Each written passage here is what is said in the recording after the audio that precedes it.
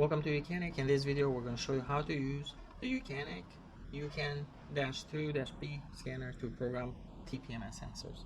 Now what you need to do is go to maintenance, scroll all the way to the bottom, select TPMS, and select the make. In this case it's a Mercedes. Then select the model.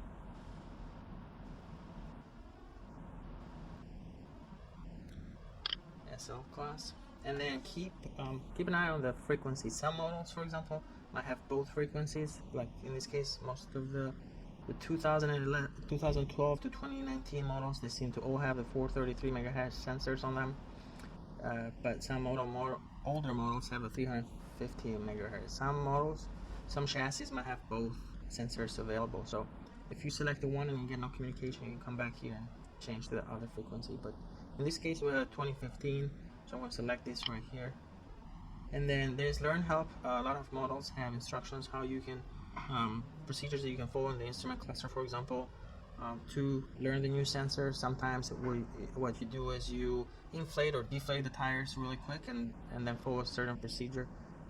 That this will tell you here basically what you'll need to do. But let's go select TPMS and we're going to manually write the sensor IDs. So our scanner can write the IDs. So if you are only replacing one TPMS sensor that maybe has a bad battery and you know it's faulty, before you take that TPMS sensor and install it on your rim, take a picture of the sensor, and right on there you're going to have a sensor ID. All sensors have a sensor ID. If you were installing a universal TPMS sensor, then you can just write really any ID that you want, or ideally you might want to write the ID of the old sensor. So let's say you took a universal sensor and your front left is no longer reading, our battery is dead. What you can do is you can come in here to see what ID is stored on the original sensor, 098B708, for example, for this front left tire. And then you can, whoever is installing it, they can write that ID number on their sensor, and you don't even need to do much programming because that sensor, the aftermarket sensor, is emitting this ID, this signal. But if you're installing a Mercedes sensor, those OEM sensors have the ID written on them, but it's going to be different than what you see here. So that's what we're going to do. We're going to show you how to program that. This procedure is also helpful if you use winter tires and you want to switch, and you just want to change the ID. So like this is also helpful. What you want to do is before you remove your set of tires from the car, go to sensor ID, and then you see the IDs of all the tires that you have. Write these numbers on each front left tire somewhere on the inside with a marker. Write this ID on the front right tire, write that number and this number and this, and then put those away, because when the next season comes and you need to reprogram the same set of tires, is you can come here, so OBD relearn, press yes, and then you come in here and you put all those numbers that you saw on the previous screen.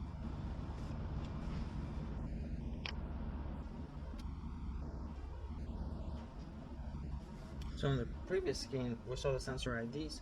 So if you're only replacing one of them, let's say front left, take that ID from the sensor that you put on the tire, and the other ones, we're just gonna write whatever sensor IDs we read on the previous screen. So yeah, we're gonna enter sensor IDs manually. So it says, you know, whichever one you replace, you wanna put the ID that's written on that sensor itself. It's important to get that ID before you install the TPMS sensor on the tire.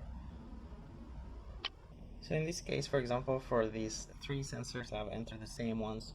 They are already on the car, but the front left, let's say, it was replaced. So on this one, we do, you can change the sensor ID, and so you just type that in. If you switch the tires from winter to summer tires or so on, you can change all of these IDs all at once. That's not a problem. And press OK. And then what the vehicle is going to do is going to rewrite the IDs. The ones that are already there, it's just going to store the same number, and then the one that's being changed is going to update the ID. And if you change all four of them, it's going to update all four.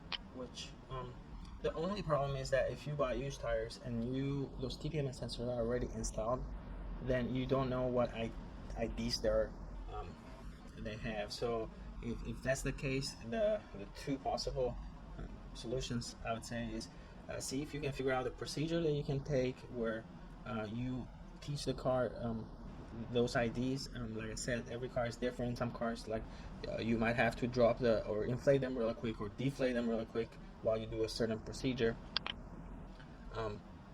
But so that's, and then the car automatically picks up those signals and then updates these IDs, and then you can come read them and you'll see what the new IDs are. Or there is tools out there that you can go against the tire, the rim, and then trigger that sensor, and then the little tool is going to show you, TPMS tool is going to show you the ID of the actual sensor that you're nearby. Or the last third option is that you can maybe stop at the tire shop and say, hey, can you help me just get the IDs of these sensors? Some of them I just let you do that. It only takes a couple minutes to read the IDs from the individual tires. But once you have those IDs, then you can use the YOUCANIC scanner to write them to the TPMS module. And to go back here, you can try this learn help. Sometimes that will walk you through the steps on how to certain driving pattern and stuff like that. So this is another method where the car is looking for certain conditions, speeds, tire pressure and stuff, and then once it recognizes that from the tire itself, it will update the IDs on the module. But in this case, what we did here is we can just change the individual sensor or TPMS sensor on the TPMS module, because it's a module that's installed on the car that listens to the wheel sensors and what signal they're sending. So once you store the correct ID in there, then your system should work fine. If it does not, also one other thing you can do is, so if you can come and read the codes and see what's going on and why that TPMS light is on. And lastly, if you're not getting any communication with your TPMS module, if you come in here and it says no communication, there's a really good chance that your TPMS module is either defective, it's not powering up, or something is going on.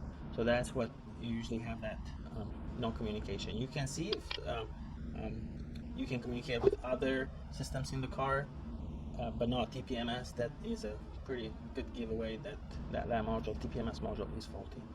That's all. Hopefully this helped you learn how to program TPMS sensors using the YOUCAN 2.